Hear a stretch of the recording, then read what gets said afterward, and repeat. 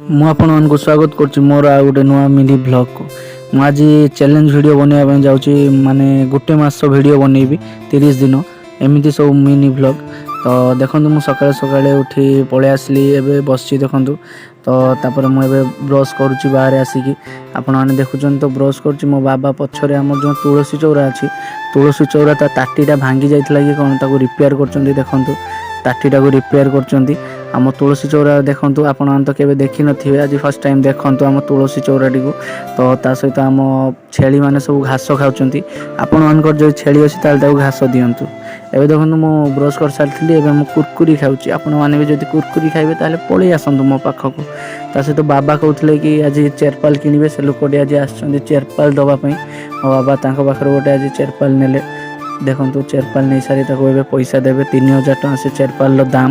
ମୋ ବାବାଙ୍କ ପାଖରୁ ସେ ଲୋକଟି ବହନି କଲା, ଦେଖନ୍ତୁ ମୁଣ୍ଡରେ ଲଗେଇକି ବହନି କଲା। ଆଉ ଦେଖନ୍ତୁ ଆମର ଚେରପାଲଟି ପୁରା ସିଲଭର ଆଉ ବ୍ଲାକ୍ କଲରର, ଏଇ ଷ୍ଟେଣ୍ଡ କାମ ପାଇଁ ଦରକାର ହେବ, ସେଥିପାଇଁ ନେଲେ। ତ ମୁଁ ବ୍ରସ୍ କରିସାରିଥିଲି, ଏବେ ପଳେଇ ଆସିଲି ପଖାଳ, ତା ସହିତ ବାଇଗଣ ଆଳୁ ଭଜା ଆଉ ଟମାଟୋ ପିଆଜ ଚଟଣି ଖାଇବି। ପଖାଳ ଭାତ ସହିତ ତା'ର ଟେଷ୍ଟ ପୁରା ଖତରନାକ ଲାଗିବ। ଆପଣମାନେ ଯଦି ଖାଇଛନ୍ତି ତାହେଲେ ମୋତେ କମେଣ୍ଟରେ ଜଣାଇବେ। ତା ସହିତ ଭିଡ଼ିଓଟିକୁ ଲାଇକ୍ କରିବେ, ହେଲା କି ମୋ ଚ୍ୟାନେଲକୁ ବି ସବସ୍କ୍ରାଇବ୍ କରିଦେବେ। ଆପଣମାନେ କମେଣ୍ଟରେ ଜଣାଇବେ ପଖାଳ ଭାତ ସହିତ ଆଳୁ ବାଇଗଣ ଭଜା ତା ସହିତ ଟମାଟୋ ଚଟଣି କେମିତି ଲାଗେ। ଦେଖନ୍ତୁ ମୁଁ ଖାଇସାରି ଏବେ ପଳେଇ ଆସିଲି, ପିଲାମାନେ ଆଲି ଖେଳୁଥିଲେ, ମୁଁ ହେଲେ ଟିକେ ତାଙ୍କ ସହିତ ଆଲି ଖେଳିବି। ଆଉ ସେମାନେ ଖେଳୁଛନ୍ତି, ଏଇଟା ସରିଲେ ମୁଁ ଖେଳିବି। ତ ଆପଣମାନେ ମୋ ଚ୍ୟାନେଲକୁ ସବସ୍କ୍ରାଇବ୍ କରିଦେବେ ଆଉ ଭିଡ଼ିଓଟିକୁ ଲାଇକ୍ କରିଦେବେ। Tata, love you all.